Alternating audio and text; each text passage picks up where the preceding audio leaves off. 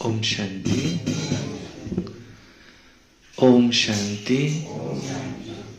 ओम शांति। निमित्त भाव, निर्मल वाणी और निर्माण स्वभाव,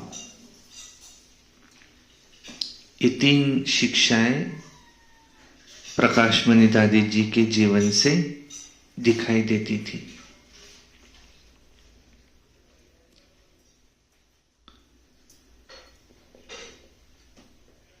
पच्चीस अगस्त 2007 का दिन था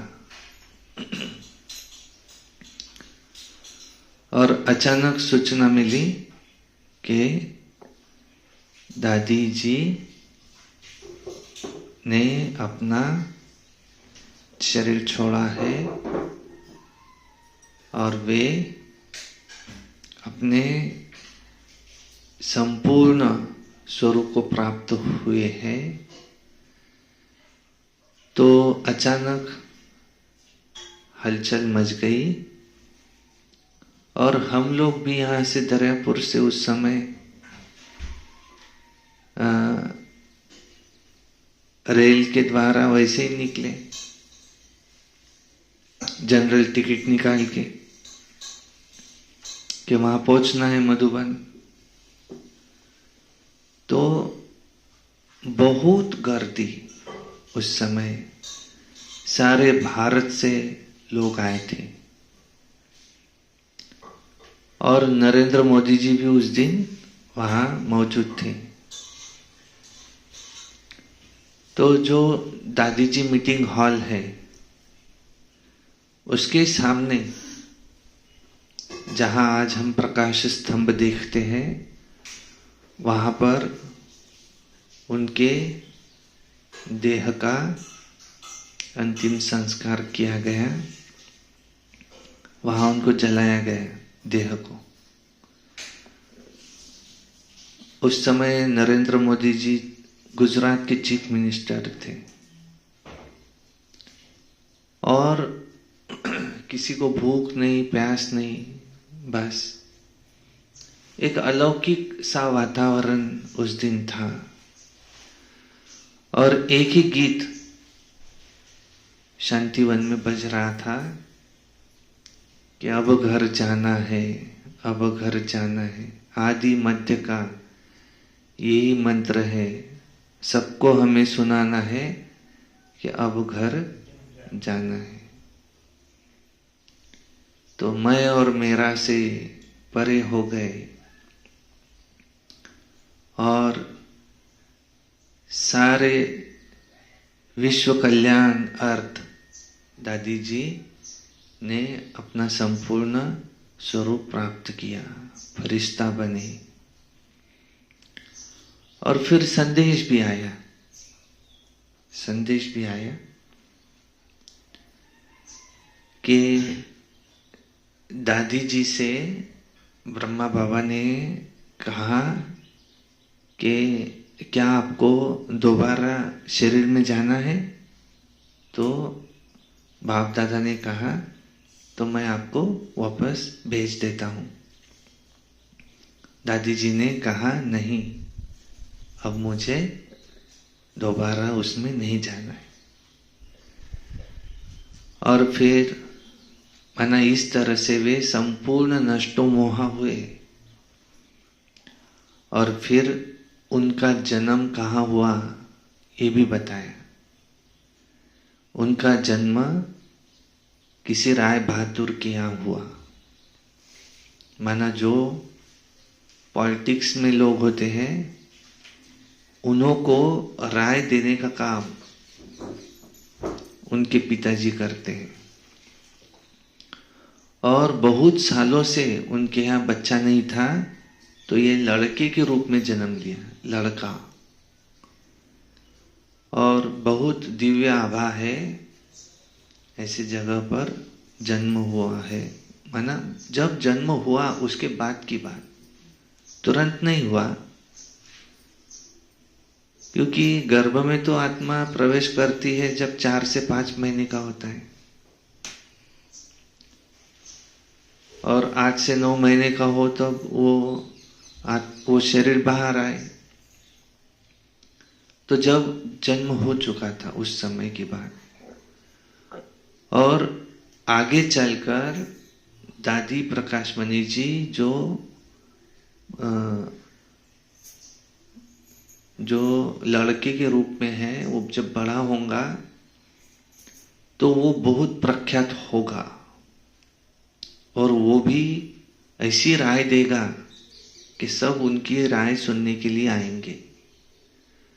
और दिव्य आत्मा ने जन्म लिया है, ये भी भास उनके घर में हुआ। और फिर बाद में दादी जी के भी अवतरण होते हैं। आज के दिन मधुबन में दादी जी का आह्वान किया जाता है तो दादी जी आ जाते हैं, और फिर वे देख रेख करते हैं। यहाँ का तो सिस्टम ही अलग है ना। ब्रह्मा बाबा ने शरीर छोड़ा तो क्या उनका कार्य पूरा हुआ? नहीं, वहां से तो कार्य कई हजार गुना बढ़ गया। ऐसे ही दादी प्रकाशमणि जी ने शरीर छोड़ा तो कई लाख गुना ये कार्य तेजी से बढ़ने लगा। तो कई लाख गुना से वो कार्य तो उलट और बढ़ गया। कैसे? तब तक टीवी चैनल जो है उसकी सेवाएं नहीं थी, टीवी पर प्रोग्राम्स आने लगे, तब तक कुछ नहीं था। तो ये जो एडवांस पार्टी में आत्माएं जाती है तो सेवा के लिए जाती है। फिर ये भी बताया गया कि दादी ने तो जन्म लिया, फिर वो इधर कैसे आती? तो उनका जो संस्कार है, आत्मा थोड़ी आ सकती है, वो संस्कार आता है। और उस समय वहां वो बच्चा जो दादी की आत्मा है, जन्म लिया है, वो कोई किसी कारण से सोया हुआ है, और बाकी को ने कहा इसको डिस्टर्ब नहीं करना, वो सोया हुआ है गहरी नींद में। कोई देख भी रहा है तो वो सोया हुआ है। तो वो इधर आया हुआ है और उनका अवतरण है। और फिर दादी जी डायरेक्शन भी देते थे। अवतरण में भी ये भी सुना है कि इकोनॉमी से रहो, बहुत ज्यादा पैसा खर्च नहीं करो, जहाँ करना वहां करो, इकोनॉमी से रहो, ऐसा। तो दादी प्रकाशमणि जी ये बहुत दिव्य आत्मा हमारे यज्ञ में होकर के गई, जो अष्टरत्नों में है। ब्रह्मा बाबा के बाद जब किसी को ये यज्ञ का कारोबार सौंपा गया प्रमुख, तो ब्रह्मा बाबा ने पहली चॉइस ये दादी प्रकाशमणि जी को रखी और उनको वो कार्यभार सौंपा गया। 1922 में उनका जन्म हुआ था और 1936 में ये यज्ञ शुरू हुआ। तो उनके पिताजी ये ज्ञान में आते थे वहाँ सेंटर पर ब्रह्मा बाबा के सामने सत्संग सुनने, और वे श्री कृष्ण के बहुत बड़े भक्त थे। तो दादी जी भी श्री कृष्ण के भक्त थे। तो पहले दिन उनको ब्रह्मा बाबा का साक्षात्कार हुआ था, श्री कृष्ण का भी साक्षात्कार स्वप्न में दिखे थे। तो जैसे दादी पहले दिन पिताजी लेकर के गए उनको उस सत्संग में, जैसे दादी पहले दिन ऑन द फर्स्ट डे, दादी का स्टेटमेंट है, जैसे गई कहते तो ब्रह्मा बाबा की जगह उनको श्री कृष्ण दिखाई दिए। तो कहते ना संत मीराबाई का जन्म दादी प्रकाशमणि जी ने लिया है, कितनी उन्होंने श्री कृष्ण की उस जन्म में भक्ति की है। महान तपस्वी आत्माएं हैं ये, होकर के गए हैं। संत मीराबाई नाम से प्रसिद्ध हुए उस जन्म में। तो वो तो श्री कृष्ण को देख करके एकदम ही प्रभावित हो गए और वहां के ही हो गए, दोबारा वहां से फिर गए ही नहीं। और उस समय 1922 में जन्म हुआ था उनका, तो 1936 में उम्र कितनी, 14 साल, छोटी सी उम्र। तो उम्र के 14 साल से लेकर के इन्होंने देखो तपस्या शुरू की। 1936 से लेकर सिंध प्रांत में उनका जन्म हुआ था, रमा उनका बचपन का नाम था। तो 1950 तक, माने कितने वर्ष हो जाते, 1936 से लेकर 1950, 14 वर्ष सिंध प्रांत में तपस्या की इन लोगों ने। और 1950 को फिर भारत पाकिस्तान फाड़नी हो जाने के बाद जब उधर के लोग इधर आए पाकिस्तान से, सिंध प्रांत में से, तो ब्रह्मा बाबा और 300 लोगों का काफिला ये वहां से इधर आया। तो उसमें दादी प्रकाश मणि जी भी इधर आए। फिर 1950 से लेकर 1965 तक जो मम्मा थे इनके अंडर में इन्होंने सेवाएं की और दादी जी ने मम्मा से पालना ली। बताते कि एक्चुअली मम्मा और दादी प्रकाश मणि जी क्लासमेट थे, लेकिन फिर भी देखो दादी प्रकाश मणि जी भी मम्मा को मम्मा कहती थी। सभी मम्मा को, मम्मा की माँ भी उनको मम्मा कहती थी। तो मम्मा का क्या पुरुषार्थ होगा। और एक चित्र में भी दिखाया हुआ है कि मम्मा ऊपर बैठे हैं संदली पर, दादी प्रकाश मणि जी सामने नीचे बैठे हैं और उनसे दृष्टि ले रहे हैं। तो दादी जी ने उनकी पालना ली है मम्मा की। और 1965 में फिर मम्मा, 24 जून 1965 में मम्मा ने अपना संपूर्ण रूप प्राप्त किया। और फिर 1969 का दिन था, 18 जनवरी 1969। तो ब्रह्मा बाबा प्रकाश मणि दादी जी को कभी भी वहां मधुबन में ठहरने नहीं देते थे। कहते थे अपने में बादलों का काम क्या है, अपने में पानी को भर लेना और जहां तहां बरसना। तो तुम जाओ सेवाएं करो सारे भारत में। तो उस समय क्या हुआ, दादी जी मधुबन में आए हुए थे। तो ब्रह्मा बाबा ने कहा कि आप यहीं रुक जाना। तो दादी जी को भी नहीं समझा कि ऐसा बाबा क्यों कह रहे, बाबा तो हमको रुकने नहीं देते। कहते यहाँ क्या है, जाओ सेवाएं करो। तो 18 जनवरी को फिर जैसे बाबा अव्यक्त हुए उस दिन उन्होंने दादी जी को बुला लिया था। सभी आ गए थे, दादी जी का हाथ में हाथ लिया था और दादी जी को दृष्टि देते देते कहे कि अब तुमको ये संभालना है और अपनी सारी पावर ये दृष्टि के द्वारा, हाथों के द्वारा उनमें ट्रांसफर कर दी। और फिर दादी जी ने बड़े साहस के साथ उस सिचुएशन को संभाला। दादी जी कहते, मैं जिसको उसको जब बोलती थी कि ब्रह्मा बाबा अब अव्यक्त हुए, उन्होंने शरीर छोड़ दिया है, तो फोन पर मुझे कहते थे तू पागल तो नहीं हो गई। सुनने वाले सुन नहीं सक रहे थे, लेकिन दादी जी ने बड़े साहस के साथ आगे साक्षी दृष्टा बन इस यज्ञ को संभाला। और दादी जी से ही फिर ये सारी जो फॉरेन की सेवाएं है ये हुई। और इसमें जरूर ब्रह्मा बाबा तो साथ दे ही रहे थे। क्योंकि पहले ही सुना है, एक आत्मा जब शरीर छोड़ती है, दिव्य आत्मा, तो सेवाएं 1000 गुना से जो बढ़ती है, तो वो आत्मा सेवा कर रही है। तो ब्रह्मा बाबा ने दादी जी को निमित्त बनाकर ये फॉरेन की सेवाएं करा ली उनसे।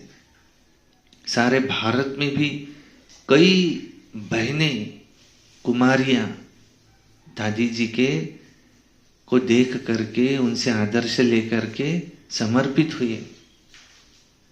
5000 सेंटर, मेन सेंटर उनके लीडरशिप में ये स्थापन हुए। सारे भारत में सेवाएं हुई। फिर दादी जी कुमारों पर भी क्लास कराती थी, कुमारों पर। तो इसलिए दादी का नाम दादी कुमार का भी था, रखा गया था। और ब्रह्मा बाबा ने उनका नाम प्रकाश मणि, माने जिनके प्रकाश से सारा विश्व ये अंधकार से उजाले की ओर जाएगा, ये सोच करके उनका नाम दादी प्रकाश मणि जी रखा था। और सभी उनको प्यार से दादी जी, दादी दादी कहते थे। और दादी में कभी भी मैंपन नहीं था।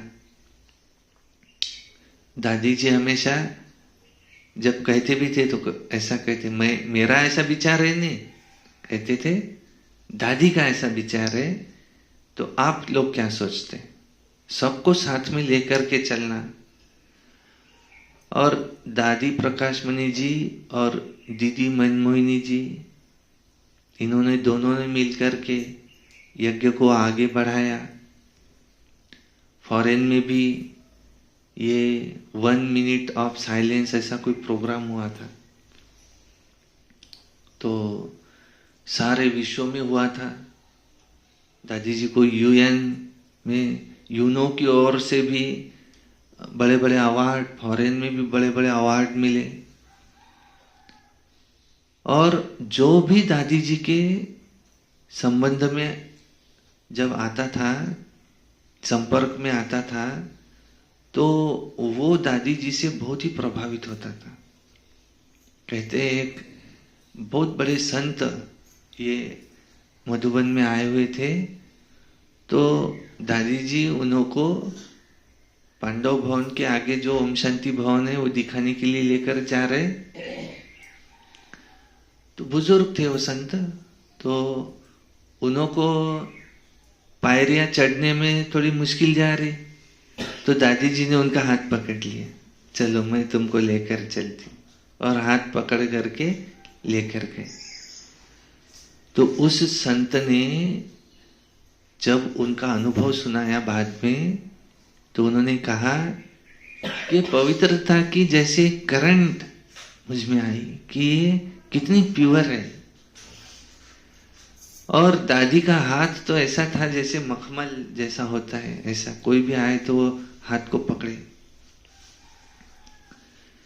तो जब हम भी मधुबन जाते थे ना, तो अभी भी याद आता कि वो दादी जी का पूछना कि क्या आपको सबको जगह मिल गई, सब ठीक है, सबको खाना अच्छा मिला, ऐसा सब की चिंता करते थे। किसी को कोई प्रॉब्लम हो तो अभी खड़ा हो जाए, भरी सभा में तो कोई खड़ा नहीं होता था। और दादी जी तो जैसे स्टेज पर आते थे ना, तो वो वाइब्रेशन ही पूरा हॉल ये एक अलौकिक शक्ति से भर जाता था। और गीत भी बजता था, आंखों में बाबा तेरे जाने हैं कितने जलवे। सारा वो कॉन्फ्रेंस हॉल में है तो कॉन्फ्रेंस हॉल कहो, या डायमंड हॉल में है तो डायमंड हॉल कहो, तो पूरा हॉल ये नाचने लग जाता था, अलग ही फीलिंग होती थी। तो उनके क्लासेस भी अगर हम सुने ना, तो देखो क्लासेस में भी बस बाबा बाबा बाबा, बस यही होता था। दादी जी के मुख से एक ही निकलता था, वाह बाबा बाबा, बस। तो ये उनके शब्द रहे आखिरी तक कि मैं कौन हूं, निमित्त हूं, कराने वाला बाबा है, बाबा ही कर रहा है। सर्व को सम्मान देना, दादी ने कहते अपने समान लीडर बनाए, दादी ने लीडर बनाए बड़े बड़े। ये यज्ञ में आज जितने भी ऊंचाई पर है, ये बताते कि हमारे टीचर दादी जी है, ये हमारे आदर्श है। तो वे हमेशा समझते थे निमित्त भाव, निर्मल वाणी, हमेशा उनके मुख से निर्मल वाणी, निर्माण स्वभाव, कभी मान शान की कोई आवश्यकता नहीं। ऐसे दादी जी थे। वे सबको सम्मान देते थे और भी सब उनको सम्मान देते थे। आज भी याद आता, आधी मुरली दादी जानकी जी पढ़ते थे और फिर आधी मुरली बची हुई दादी प्रकाश मणि जी पढ़ते थे।